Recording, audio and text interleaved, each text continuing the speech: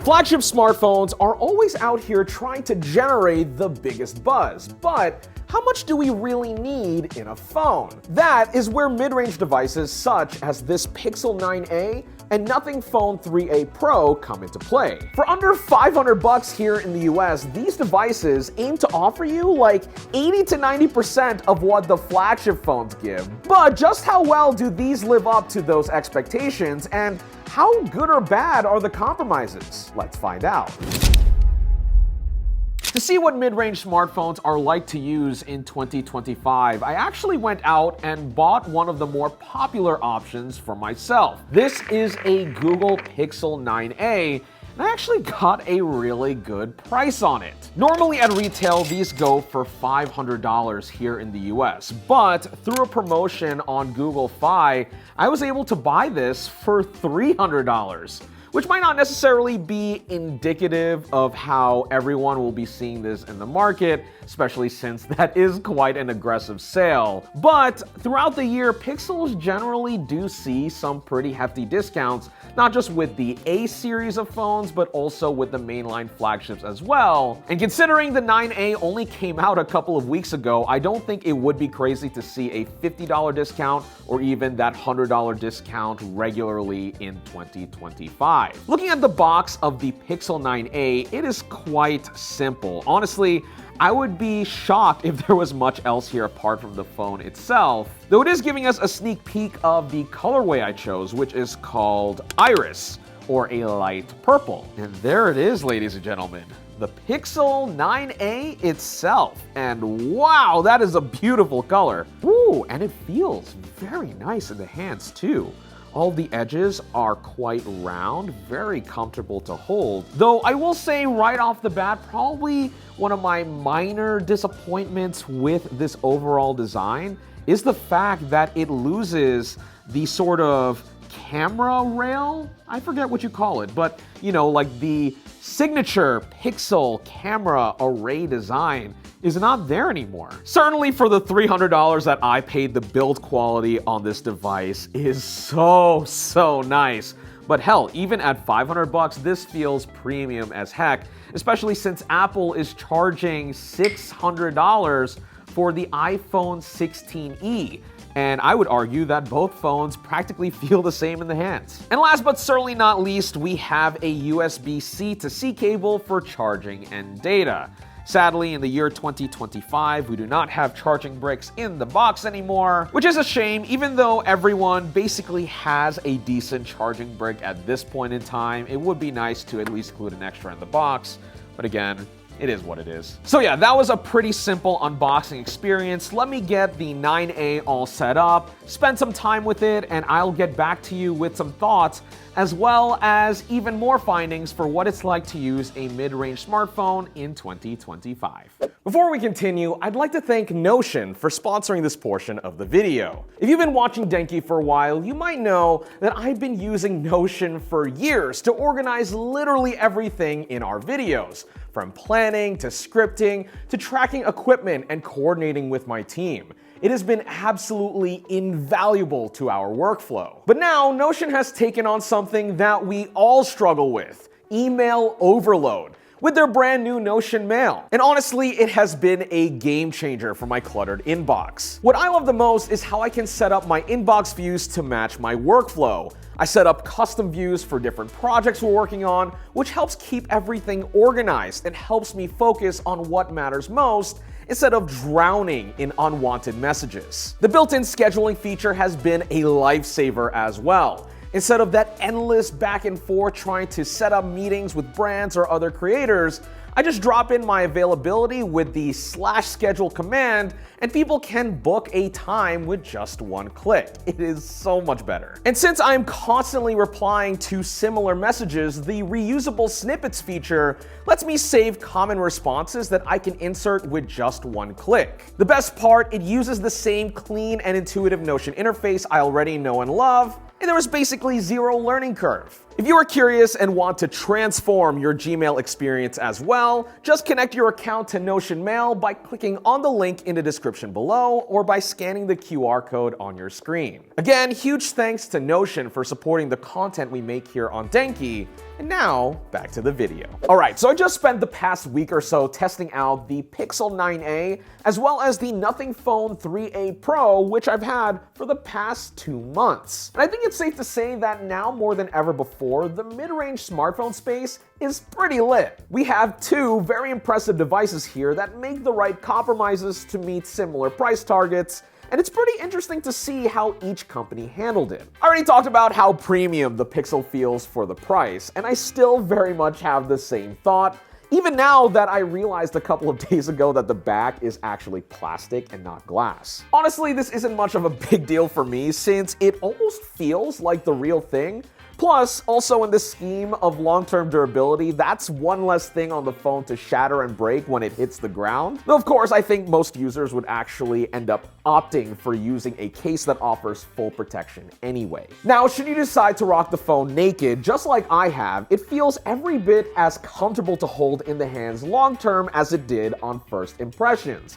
Which is to say, I really like the size, and I can even give the big bezels a bit of a pass here in 2025, since they offer a ton of clearance for your palms to reject unwarranted screen inputs. However, if we are talking about style, it's hard to argue against the Nothing Phone 3a Pro. I mean, it literally is what the company does best. Seriously, this is a striking piece of kit. The iconic transparent back accompanied by that glyph LED array looks like nothing else on the market. In fact, I've actually had a handful of people ask me in the wild what the heck this phone even was out of sheer curiosity. It beats the rather pedestrian-looking Pixel 9a in this regard by miles. Though I must say that the 3a Pro does have a bit of a more plasticky feeling build compared to that Pixel, though it is $40 cheaper, so go figure. Well, I haven't exactly dropped my Pixel 9a on the ground to see how that phone handles dings, scratches, and whatnot. But my Nothing 3a Pro did see a few tumbles in the past 2 months. However, with all this being said, what's most important is that the screen as well as the back plate with the camera cluster are A-okay. Nothing does say that the 3a Pro utilizes Panda Glass on its touchscreen, which I think is, at least loosely speaking, some kind of off-brand, slightly diluted version of Corning's Gorilla Glass, which the Pixel 9a does have. Regardless, it does appear to be doing a pretty good job at keeping the touchscreen intact on my Nothing Phone 3a Pro. Now, if you were cross-shopping between these 2 devices, the Pixel is technically the more durable one on paper. Rated for IP68 compared to the 3a Pro's IP64, the key difference being that the Pixel can be submerged in water with no issues versus just simple water resistance on the Nothing Phone. Oh, wow. Spring allergies, not good for me. Woo! Your boy's stuffy. I feel I am a dynamite. I harp on design a lot, since it is quite literally the first thing you see and feel when interacting with these products. But what is the actual user experience like long term? First and foremost, it's pretty clear to me that the Pixel 9a has a focus on offering a smooth and fluid experience, using essentially a lot of the same hardware as the flagship Pixel 9, namely with the Tensor G4 SoC in here, and the fact that Google optimized its own version of Android for it, and the result is a nice consistent software experience without much hiccups in the normal day-to-day. A lot of this smoothness certainly has to do with the refresh rate on its display. We're talking 120 Hz on its 1080p OLED. And real talk, it does have that snappiness that you would expect out of a flagship phone. That Tensor G4 might not have the sheer raw horsepower of the Snapdragon 8 Elite that's found on flagships like the Galaxy S25, especially for heavier tasks like gaming. However, it is plenty good for most titles. I tried playing some Zenless Zone Zero on it, and it was absolutely cruising, staying mostly at 60 FPS with most graphics options set between medium and high. Certainly on the Pixel 9, which retails MSRP at $800, the performance of the Tensor G4 could be up to a little more scrutiny by some hardcore users, but for a brand new phone that you can get for less than $500, this is quite a bit of power. By comparison, the Nothing Phone 3A Pro just simply isn't as powerful since it's actually running a mid-range processor, the Snapdragon 7S Gen 3. It might not necessarily hold a candle to the Tensor in terms of synthetic benchmarks, but Nothing has done quite a good job to optimize their Android-based operating system as well. Just like on the Pixel, a lot of the perceived snappiness on this phone does come from the refresh rate of the display. It is also 120 Hz, just like the Pixel. Surprise, surprise, where you might actually feel the mid-range nature of the SoC will certainly be in games. But really, where I found Nothing OS to really shine had to be in the unique touches that they put on top of an otherwise stock version of Android. Right at the top, visually speaking, it's just more fun to customize and set up compared to the Pixel. The unique LED dot matrix style absolutely lends itself to being a more enjoyable interface, especially if you like monochromatic themes. Additionally, I really appreciate how the glyph interface on the back of the phone lights up. It also does a little dance when you put your phone face down on a table, and can even pulse while playing music. I'll be talking about cameras a little later, but you can even use the glyph interface as a pseudo ring light, which is also a nice touch. You can make the argument that the glyph interface is more gimmicky than useful, but if it makes the phone more inviting and fun to use, I do think that is worth some solid praise, especially considering how boring flat phones can be these days. Now, when it comes to the batteries and actually charging them, both phones do take some and lose some, I think, though the 3A Pro does win out slightly more versus the Pixel. Looking at the sheer capacity on paper, the Pixel 9a technically has a larger battery at 5100 milliamps versus the 5000 on the Nothing 3a Pro. A very negligible difference if I'm being honest, but when it comes to actual screen on time, the Nothing really takes the cake by a small margin, lasting around 13 to 14 hours at screen on time, with the Pixel falling behind just about an hour or so in average use. Then when it comes to charging, the Nothing 3a Pro does take a slight edge over the Pixel 9 as well when it comes to charging. You can do wired at up to 50 watts on the 3a, going from 0 to 70% in about 30 minutes. By comparison, the Pixel charges at a measly 30 watts over USB-C, taking double the time to top off, though it does have 8-watt wireless charging, something that the Nothing does nothing of. But moving on, one of the biggest selling points of both of these phones have to be their cameras. And boy, do Google and Nothing love to boast about their cameras. As they should, because they honestly perform quite well for the price point. The Pixel 9a has a dual main camera setup with a 48 megapixel main sensor plus a 13 megapixel ultra wide. The photos out of the main camera look pretty sharp and have especially nice dynamic range. The Pixel team have always done a great job with their image processing, especially with a ton of AI, and you'll especially see this come alive with low light. The night mode reins in a lot of detail in darker scenes. Plus, Google includes some pretty slick AI photo modes as well, such as Best Take, which essentially stitches a bunch of photos together to give you one really good one, which can be handy, for example, when you find yourself blinking in a group photo. And there's also a feature called Add Me, which we've seen on the flagship Pixel 9, but essentially it uses AI to insert you into a scene so you don't have to hand your phone to a stranger in order to get yourself in a shot. Not gonna lie, this one's kinda weird, though a little cool at the same time.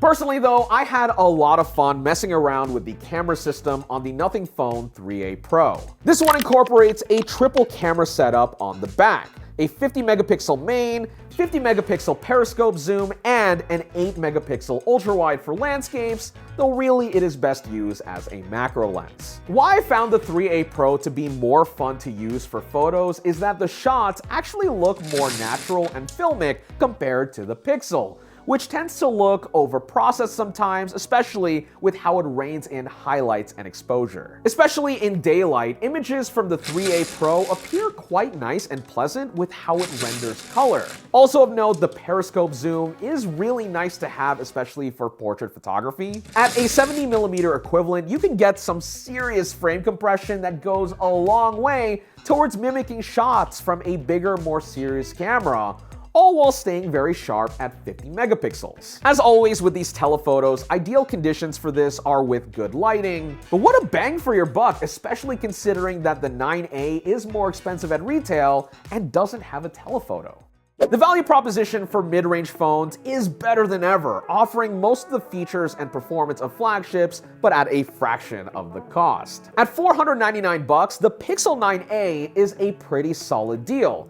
Though again, it is even sweeter if you are able to find it on promo for even less. For the $300 that I paid through Google Fi, this phone is practically a steal. And it's made better by the fact that Google has one of the best, if not the best, commitment among Android vendors for long-term software support. We are talking up to 7 years of major Android OS updates and security patches. So, if you're one to hold onto your phone for ungodly amounts of time, the Pixel 9A could be for you. But of course, we also have the Nothing Phone 3A Pro as well, as it's quite the contender. As I talked about already, I don't think it's as well-rounded a package as the 9A, but it is also cheaper. And this isn't even mentioning the fact that this device is actually a higher-end counterpart of the standard Nothing Phone 3A. If you can live without this telephoto lens, as well as 4 gigs less RAM, making a total of 8, and a slightly pared down transparent design, the standard 3A only costs $399 MSRP, which isn't so bad when you consider that otherwise it has the same screen, same processor,